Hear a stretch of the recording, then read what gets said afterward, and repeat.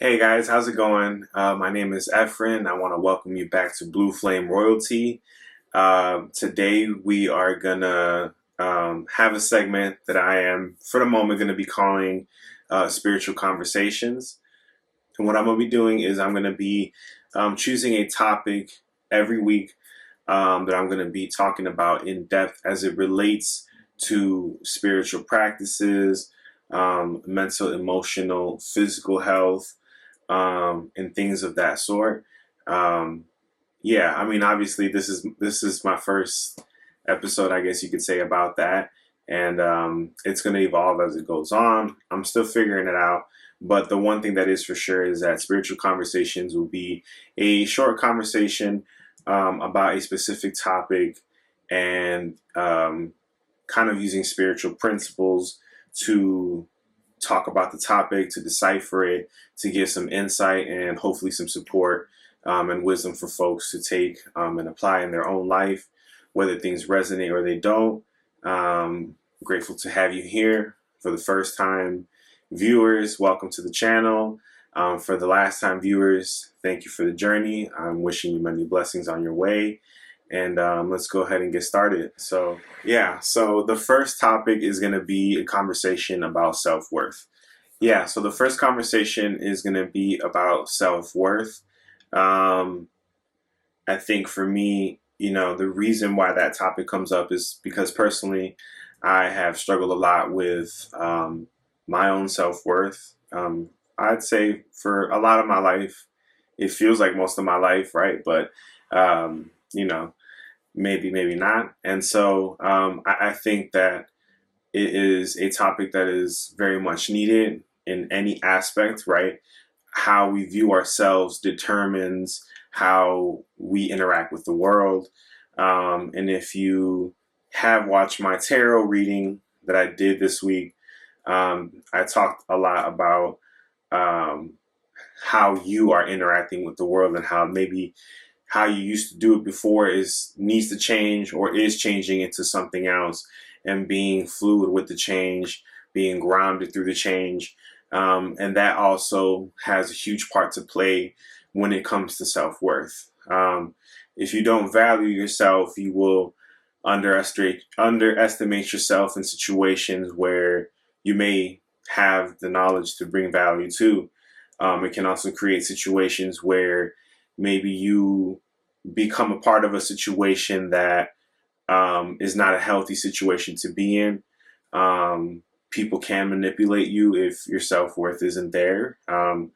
Unfortunately, that is a part of the experience in this world, is that some people will see that and derive some kind of pleasure from manipulating or hurting people.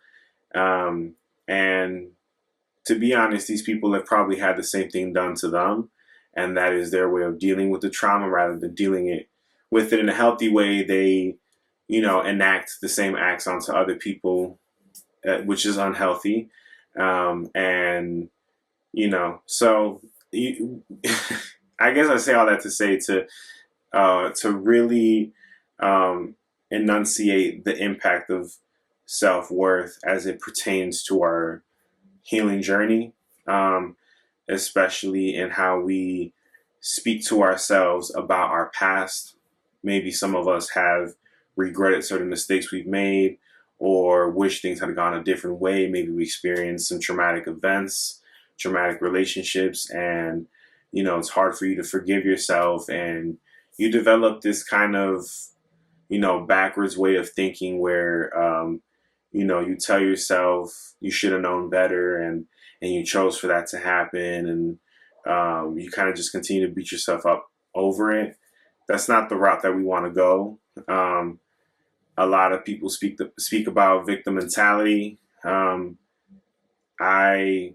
think it's a really awkward thing to tell someone when they are in a low point, that the reason why you're at a low point is because you victimize yourself, and that is why your life is the way it is, because you victimize yourself and you see yourself as the victim. Ergo, you don't succeed in life. which is a terrible thing to tell someone who is feeling low already. And depending on who you tell, some things might happen, and uh, we never want situations to go awry, to say the least.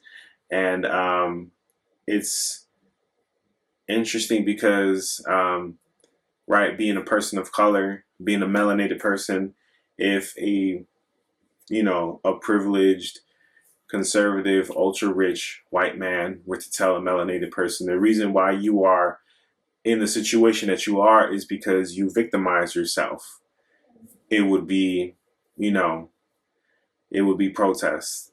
We would throw a fit, and rightfully so, because it's such a simple reduction of the experience of colonialism, um, and slavery, and all that comes with the politics of selling bodies for profit, using bodies for profit, amongst other egregious acts. um, you know, it doesn't make sense under that context, and what happens, especially uh, within the melanated community. I can only speak. I'll just say this, right? I am first generation Mexican. Both of my parents are from Mexico, and I was born and raised here on the south side of Chicago. So I have a bit of the experience of what it means to grow up Mexican in Mexico. And I have a lot of experience of what it means to grow up on Chicago's South Side during the early 2000s, and still here. So, it is a unique and experience that lends itself to various viewpoints. And we don't want to simplify the experience of a person, because at some point we were victimized, and we don't know. Not everyone has the tools or the knowledge to be able to remove themselves from that scenario where they were victimized, and it's about healing as well. A lot of the times, people victim blame, and it creates a space where people who have been through things don't want to speak up about what they went through because they have shame. They've internalized, it is my fault. I allowed for this to happen. I chose for this to happen. So when somebody comes around and says you're operating in a victim mentality, it's like you're just reinforcing what some people already think about themselves. It doesn't help. And I can't really picture how, in any way that would be healthy to be like, yeah, the reason why these things happen to me is because I allow them to, because I victimize myself. Like it doesn't, I can't see how that would be a healthy thing to the people who I hear use these terms. When I'm around them enough and I see how they interact with themselves, I'm like, oh, you're like, you kind of still hate yourself a little bit. Like you blame yourself. Like they use this term, but they do it to themselves. And it's like, we don't need to do that to ourselves. We can acknowledge that we went through very traumatic things and that we need to heal from that experience. And going back to the topic of this conversation, that is where the value of self-esteem comes in. The recognition of the divinity that lies within us. We are, depending on what your religious belief is, right? I grew up Catholic, so we're taught that we are created in the image of God. What that means is that when I look at myself in the mirror, I see the image of God, right? This is why, if I'm praying to God, I use he, him, his pronouns, because when I see that, I see that. When I see that in the mirror, I see that, right? The same way that women, they look at themselves in the mirror, to them, God is a woman. To me, God is also the wind. To me, God is the trees and the flowers and all of the sentient beings and animals that exist on earth. All of those things to me is God. Mother Earth is God, So when you start to put yourself in that space of you are as equally as important as these, immense things that literally dictate our everything, right? you begin to awaken this consciousness within you that reminds you that you are more than just this physical three-dimensional being that's living this experience in this moment right now. We are a spirit inhabited in a physical vessel that is a body.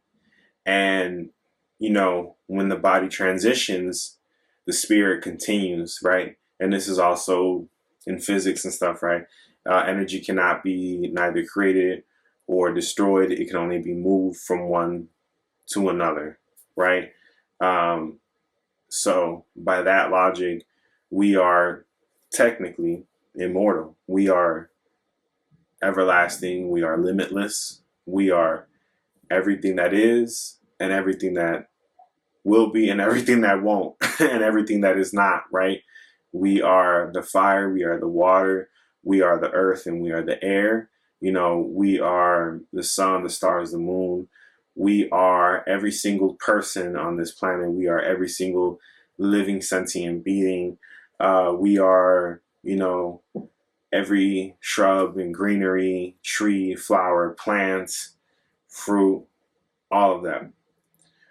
That is the basis of deep rooted self-esteem in the context of spirituality, at least, and how I, maneuver my spiritual practice. And I know there's other people that have this mentality as well. Maybe they can use words to describe what I'm saying much better than I can. This is just me trying to explain it now, right? And how I pulled together all of these things and meditated on stuff and studied and read, and this is ultimately where I'm at right now, right? That can change tomorrow.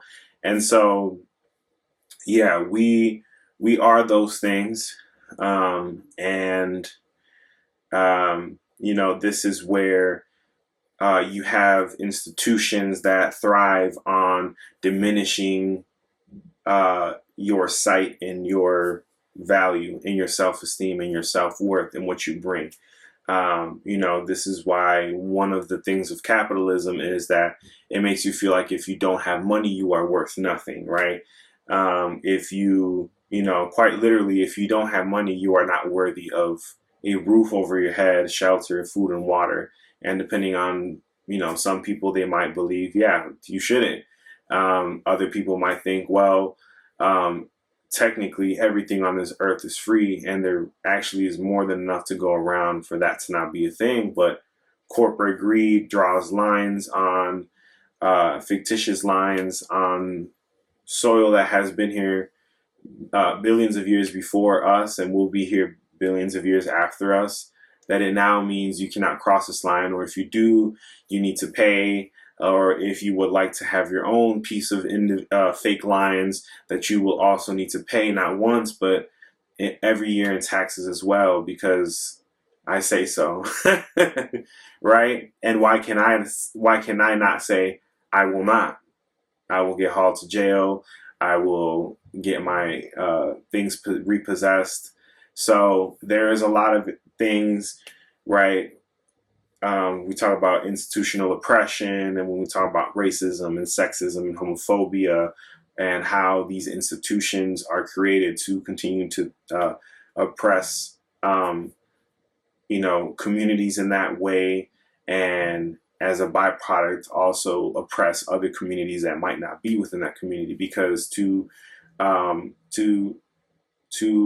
try and reason why someone's worth is not what it is a problem for everybody, whether you are a part of that group or not.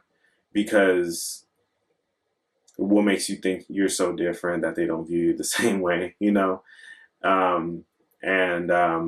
So yes, self-worth. I think I spent some time kind of going down the path of like, these are the negative things, right? Some of the not so great aspects when you don't have your self-worth.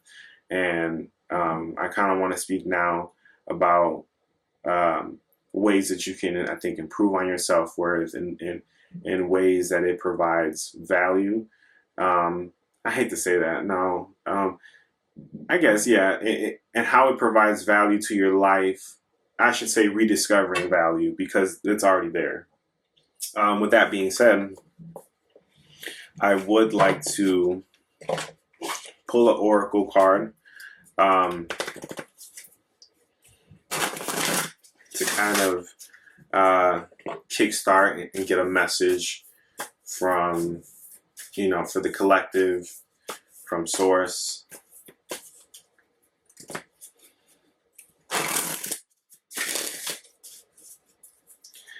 And while I'm shuffling, I just want to ask folks, how are people doing?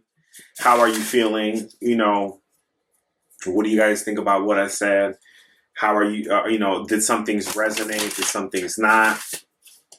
Leave it down in the comments. Let me know what's on your mind. If you have any questions, write it down in the comments. Excuse me. I would love for folks to interact with each other, show love and support, offer experiences so that, folks know that they're not alone in the process. What has your journey been with self-worth?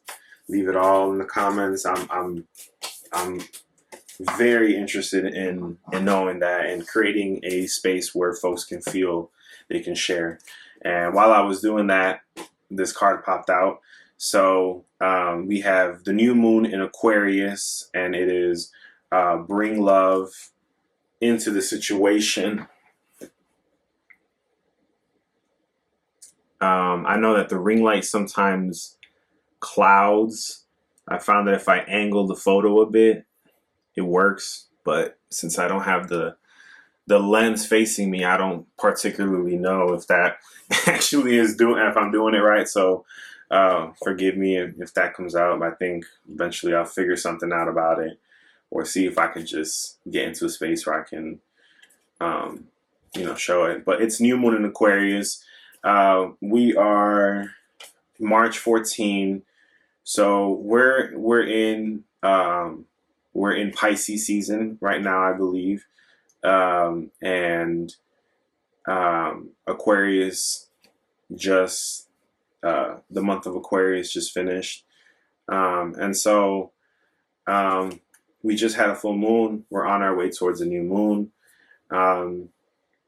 When we're talking about Aquarius, we're talking about an energy of a bit more that's logic based, not necessarily emotionless, but where Aquarius energy is like, let me kind of see this for what it is and make a decision for what it is, and not overly attach the emotional aspect of it.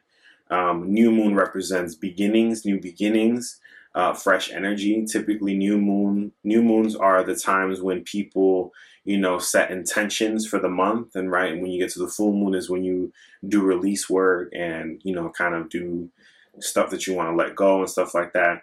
So new moons are about beginnings. So when we're talking, and it says right here, right, bring love into the situation. So moving forward, the situation can be whatever. If it resonates to you in the way that it does, that is the situation for you. Maybe the situation can be a romantic relationship. Maybe it's a work relationship. Maybe it's something with family. Maybe it's relationship with your finances, relationship with the place that you're renting or where you are living at. Maybe it is a relationship with yourself. So we're being asked to bring love into the situation, into this new beginning, this, again, right, going back to the previous tarot reading, again, if you haven't watched it, I would definitely recommend that you do.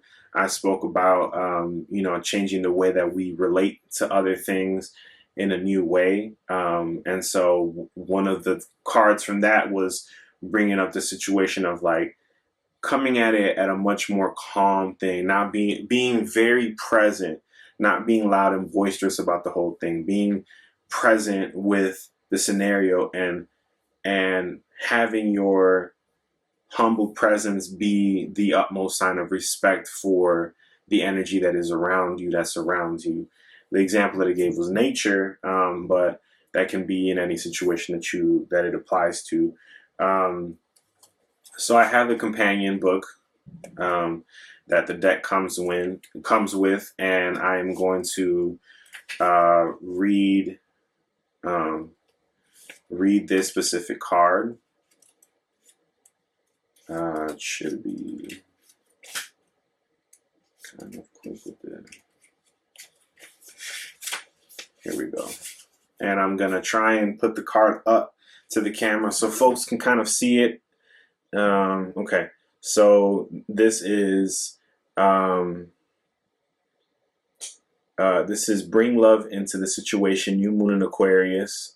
Aquarius is all about progress and modernity. So this is the time to move forward. The new moon in Aquarius means no looking back. Change is on its way and it could come quickly. Whether you get the change you want depends both on whether you believe you can have it and how much you're relying on others to bring it to you. I'm going to bring this card back because I'm kind of getting distracted. I'm trying to focus to make sure it's in the thing. So I'm going to start from the top. Aquarius is all about progress and modernity. Modernity. But I don't want to say maternity. It's modernity. I don't know if I'm saying that right, but it's modernity. Aquarius is all about progress and modernity. So this is the time to move forward. The new moon in Aquarius means no looking back. Change is on its way and it could come quickly. Whether you get the change you want depends both on whether you believe you can have it and how much you're relying on others to bring it to you.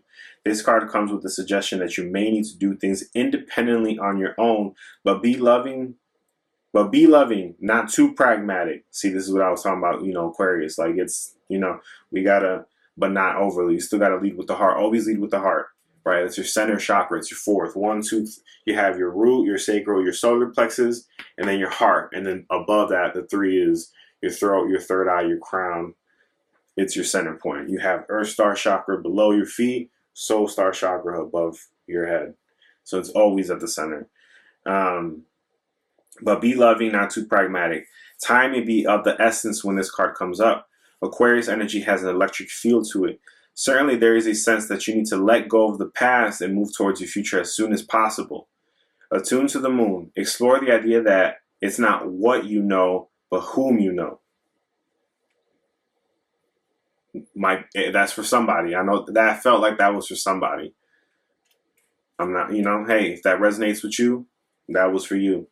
Additional meaning for this card. You may need to be more detached from the situation. Thinking outside the box will bring the solution. More pragmatism is called for. Improve your karma by doing some charitable work.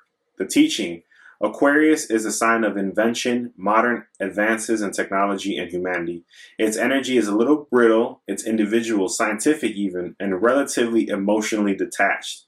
I didn't want to say that, but yeah, that is typically what Aquarius energy is, right? But in theory, for the Aquarii out here, that's plural for Aquarius. This is and finding a balance is being pragmatic but still leading with your heart, right? Being logical and scientific but still leading with your heart, having that play an input into what you need. And knowing when to turn it on and turn it off. For certain things like finances, that makes sense.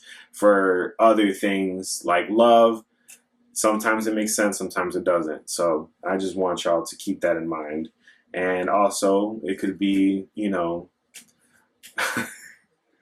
it could be, fuck me and I don't know what the hell I'm talking about. And, you can go and do what you want with what you will and get your information from whoever, right? It is whatever you are being called to, whatever your soul has chosen for you. Many people think Aquarius is a water sign because the Aquarius symbol is the water bearer, but it's actually an air sign and it is far more in intellect. And it is far more about intellect than the emotional water signs. As is this card, no matter when you draw it, dropping convention works well with this energy. So we're being asked to step out of the box. Again, changing the way we are doing things and interacting. Interaction is action. It is just how we relate to one another, and how you relate to yourself heavily influences how you relate to other things. Again, I will never be in the space of victim blaming. If you have gone through very terrible things and you are still, suffering the emotions attached to that trauma, I do not blame you at all. I wish for your healing and for your health. And that is what we're here to do. There is no timeline for healing. There is no, we gotta be done by this day. Oh, it's been this amount of time. I should have been better. That's just, you keep yourself in that space. if you say that I should have been there, it's like you're whipping yourself, and we don't want to do that. Let's acknowledge what happened and say, I'm still hurt by this because I'm an emotional human being. That is normal. How do I move forward with this? How do I genuinely get healing from this? All right, we are back. I just realized the camera's further back than what it normally is, so it's a further back shot than what I would have. But I'm sorry, that sounded crazy. Anyways, yeah. So again, I guess I'm not really sure if what I've been saying has maybe connected with folks as it relates to self-worth or self-esteem.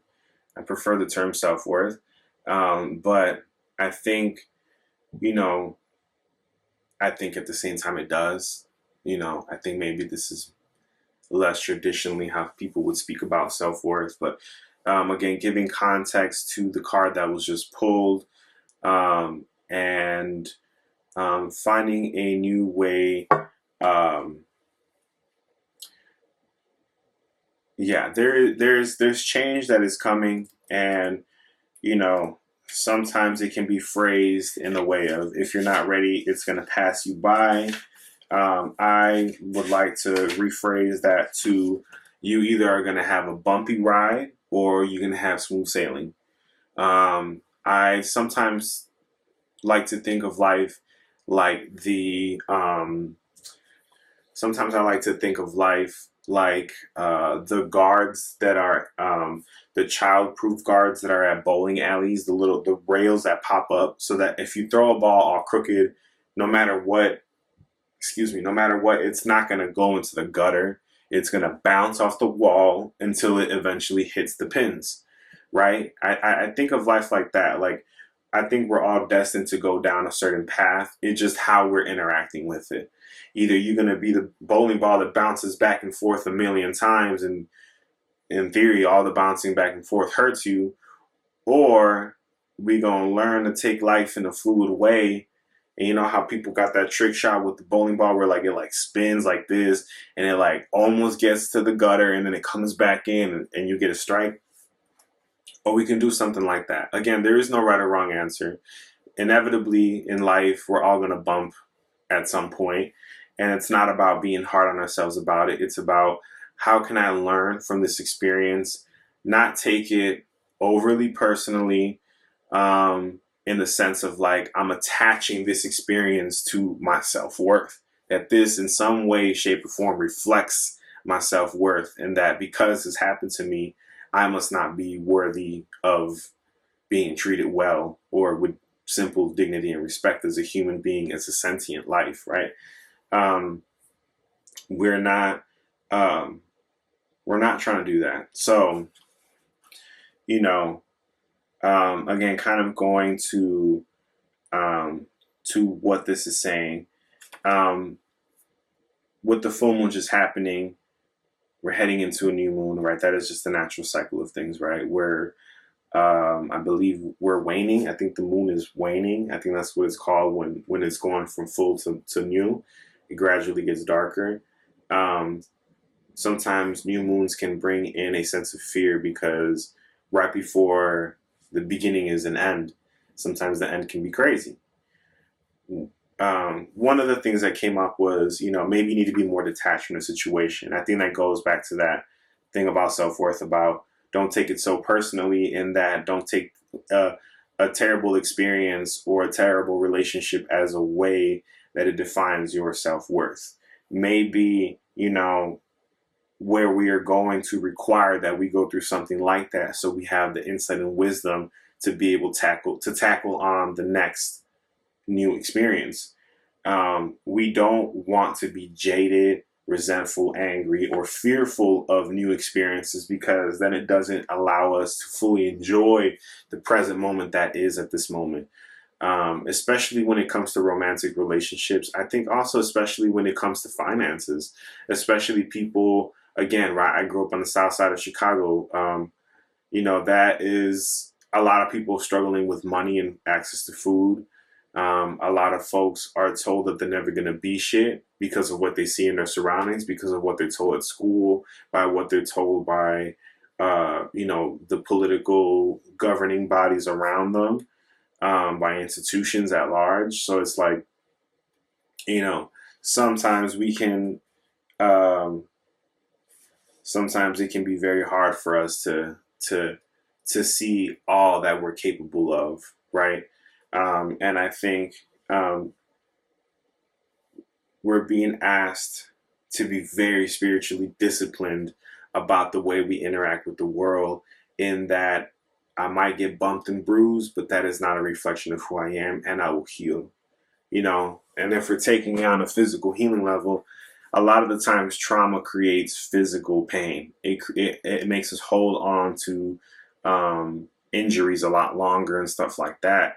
So, um, we can quite literally hurt ourselves holding on to some of these things, and we don't want that. We want a clear channel so that we're able to channel the incoming messages from spirit, and we're grounded enough to be able to receive those messages, interpret, decipher them the way that they need to, and put action to them. um, so we're in that space of kind of coming in and having something new begin, and we need to be fearless during this process. It is okay to have fear, but this is why the self-worth is important. The self-worth is extremely important here in understanding that we are worthy of the change that is coming, right? It's bringing love into a situation. Take that as you will. I think that love is in every situation. Again, how you view yourself is an act of self love or self hate, and how we interact with the rest of the world is a reflection of how we interact with ourselves, right? You know, this is why some people can choose to see the worst in everyone and everything, and some people can choose to see the best in everyone and everything. The happy medium and the balance in that is acknowledging that nobody's perfect and everyone has a little bit of good and bad in them. Some of them have really bad, a lot of bad in them, and some of them have a lot of really good in them. But it is having the insight and the wisdom to know these are possibilities and things I should watch out for, but still holding on to your inner child, like excitement and joy and wonder, and being like, okay, like I'm still gonna approach this with an open mind, and be open to what this process can bring to me, and have fun through the process. Right? I think a lot of times in life, especially here in the United States, we're so obsessed with things having to be hard, and we gotta grind, and we gotta, we gotta just like chill the fuck out. Most of us are couch potatoes, bro. We do our work through computers and phone calls and stuff like that. Like we're severely overestimating what we do now sometimes. And that's not to say that it doesn't have any value. It does, because a lot of amazing work is done through the internet. It's just a reminder to not take life too seriously. We should be enjoying the process. And again, there will be moments in life where shit is enjoyable, and times when stuff is not. So again, do you want to be, let's aim for being the bowling ball that can smoothly sail and hit the pins, versus being the bowling ball that bounces back and forth everywhere. What are some things that we can do for self-worth? I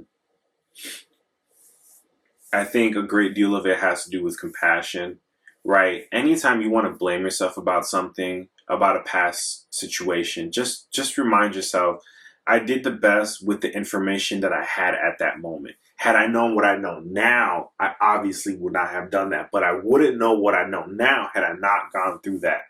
And I find that therapy does work. I recommend vetting a lot of therapists to find one that really fits with your communication style and your framework and like philosophies and morals and principles. You also want somebody that can hold you accountable, and question some of the things that you're saying and some of the decisions you're making, so that you have someone that can give you an objective truth to be able to reflect on, so that you can hopefully better yourself, right? And come to some realizations about your interactions with the world and with yourself. Not all therapists are good therapists. Some therapists are terrible. Um, I wouldn't be surprised if some bad therapists push their clients to do some things that you can't come back from, because some therapists are very terrible. Some therapists will blame you and, you know, diminish what you've been through. And so I just want people to know that, but don't let one bad therapy experience ruin it for you, because there are really good therapists out there. I think because of the pandemic, the bar for uh, what it takes to be a therapist or to get into a like therapist location got severely lowered, because um, there was such a need for therapists during the pandemic that there wasn't enough. So they started to let some folks that weren't all the way qualified or trained to come in, and you know, therapists with unresolved trauma that project their trauma onto their clients. Um, and you just need to vet therapists and find you one that you feel really comfortable with, that makes you feel good, that motivates you, that gives you some objectives to complete, you know, some journal entries to do, or like you know, challenges the way that you're thinking about some stuff, so that you can like think about it like, okay, they told me this, like, yeah, they're right, okay, all right, well, how do I go about changing that? Or how do I, you know, why is it that I think that way? You know, like if they make you question things in a healthy way to be a better version of yourself, that's what you want in a therapist. Vet therapist. I'm not going to sit here and lie. It is an intense process to go through with the onboarding and all of that. It always starts with the consultation. If you don't feel comfortable with this person, don't even go past that. If you do, you know, be honest with them and be like, hey, I'm kind of on a trial period with you for like a couple of sessions. I'd say like about 3 or 4 sessions, you can usually tell if a therapist is good for you or not. Honestly, off the bat, you can probably tell, but to really like see their therapy style and see if that works and your interactions work, that might take like 3 or 4 weeks. So I would say, you know, take that time and be honest with them about the fact that you're still like trying to figure it out, and see if y'all are a good fit, and you might be seeing other therapists. I would typically say maybe try to do one therapist at a time versus multiple, because it can be heavy emotionally to like have to like explain your life when you're starting off with someone and you do that multiple times. But it's therapy is a good way to help build up your self-worth. I would also say having a faith in some kind of spiritual practice, especially a spiritual practice that is liberating and makes you feel protected, makes you feel watched over, you know, makes you feel like you have a purpose.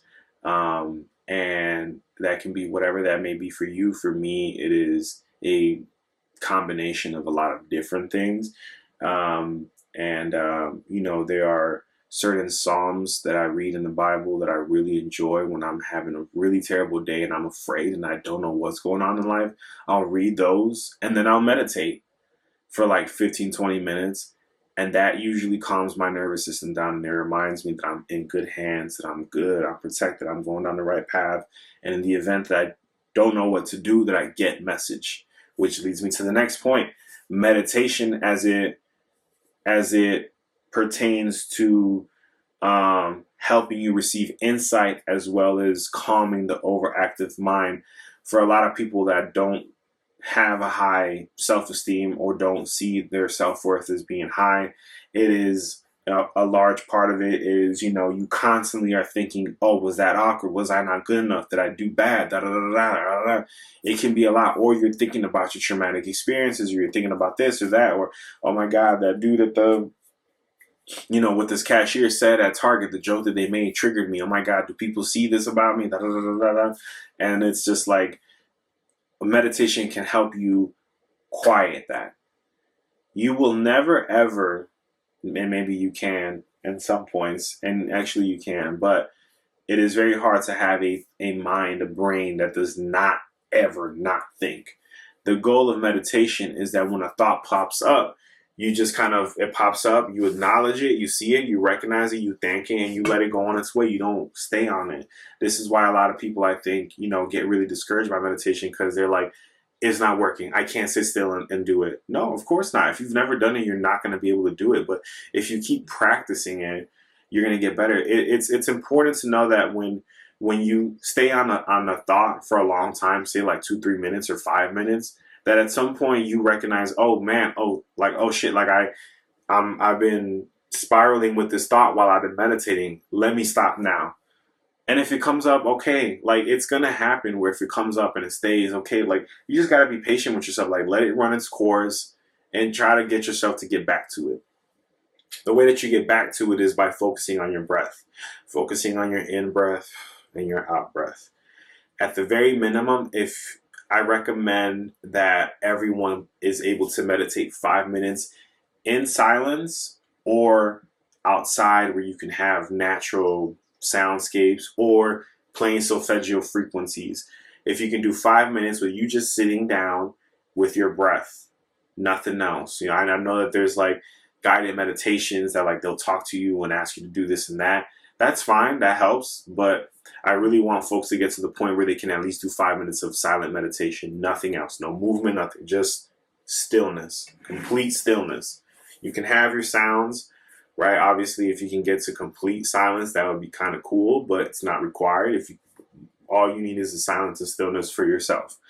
And work that up once you get there, work that up until you can get to like, as long as you can, honestly, if you can get to like 25-30 minutes, then hey, you start to become like Buddha in a sense, because your mind is so at ease. It becomes so detached, but also connected. Detached in the sense of all of the, low vibrational energy of like fear and dependence and anger and all of these different things, and connected in the sense of like, I feel the goodness that is this universal energy all around me, in my hands, in my aura, in the energy field around me, in my space, and the folks that are around me, and the animals that are around me. You begin to have a deep reverence for everything and anything, because it is all a reflection of the universe that created itself. It's all a reflection of God that created everyone and everything, whether animate or inanimate objects, if you believe in that.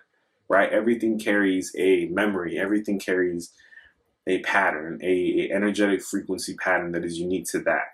Everything is speaking in some kind of way to one another. Everything is interacting with one another. This is why, again, going back to the previous tarot reading, if you haven't watched it, go ahead and watch it, just because I just feel like it creates context to this video.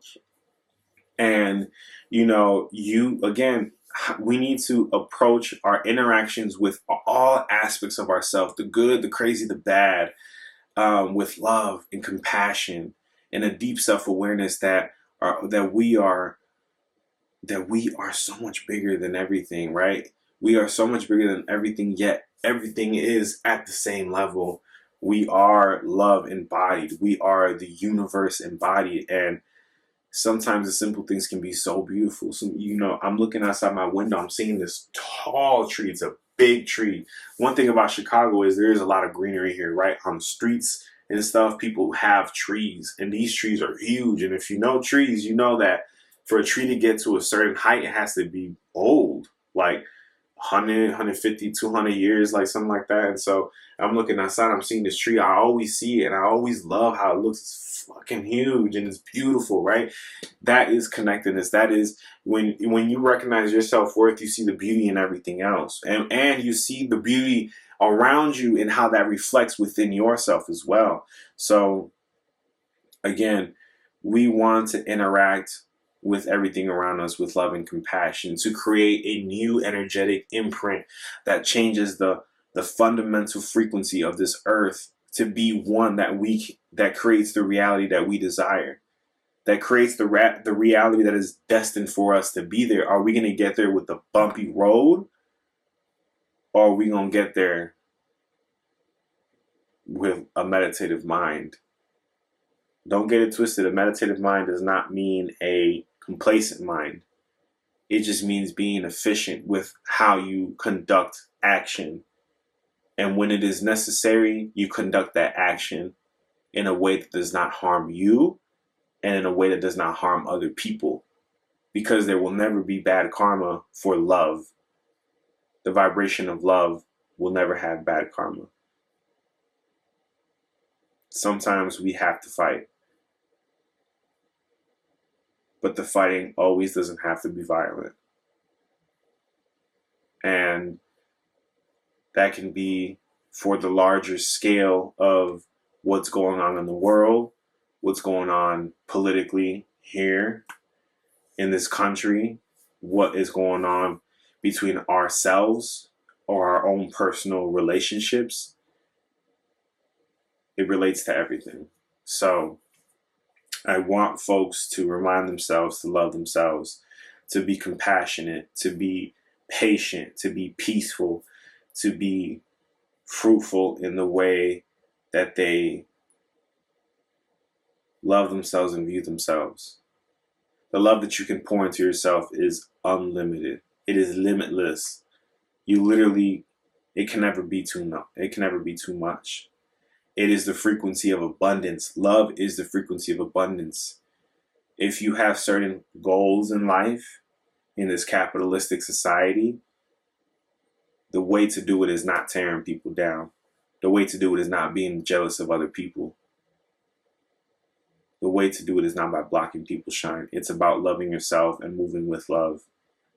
Because to those that need to be there and present and letting that frequency shine, we all need to give access to that, and we need to come together from whatever walks of life that we come. But it needs to start with our own selves. And so that is the episode. This is Spiritual Conversations with Efren. My name is Efren. Welcome to Blue Flame Royalty. If you are interested in receiving a tarot reading, a sound healing session, or a Reiki session, let me know. I will try to add that information in the comments below, or you can access my website at blueflameroyalty.com. There you have an About Me section of what I do and stuff like that. I also have my email listed on there so that you can message me business inquiries. I do I do in-person sessions in the South Chicago area. So if you are in that area, you can come see me. If not, I also do virtual sessions at a slightly discounted price. Depending on if I've updated the website or not, I may have the virtual stuff up. In the event that I don't, email me. Feel free to email me inquiring about that, and we can still get something set up. With that being said, I want to thank everyone who has made it this far in the video. For my first-time viewers, hello, welcome. I hope this has been beautiful for you. For my last-time viewers, thank you so much, and I hope that your journey goes well. Many blessings. If you made it this far into the video, I want to thank you guys, sending a lot of love and light to everybody, asking folks to like, share, subscribe, comment, whatever you are being called to comment. Let's start a conversation. Let me know what topics you would like for me to talk about, more things that you would want, any more questions that you have. You know, if I get enough questions, I might do like a Q&A video. Let's build this community. Let's get this going where we want. And I'm going to continue to improve on the production and do some things like that. I'm testing a lot of stuff right now. I'm testing a lot of things so I can see the base level of multiple things that I can do, so that I can make comparisons and pick and choose what kind of production styles I want. Again, thank you guys. I hope you guys have a beautiful day, beautiful start to your week, whatever point of the week that you may watch this in, and sending you lots of love and light. Until next time, Asé. Mueve tu cuerpo así. Love the way she looking at me. Pop at my lip right by the sea. Running from the cops that we fleeing. You're my living, walking, breathing meditation. No matter the weather or situation, all that we have is our intuition. Shawty, I hope that we make it out. Murder on your mind, so I had to air it out. High speed chase, hot box, had to air it out.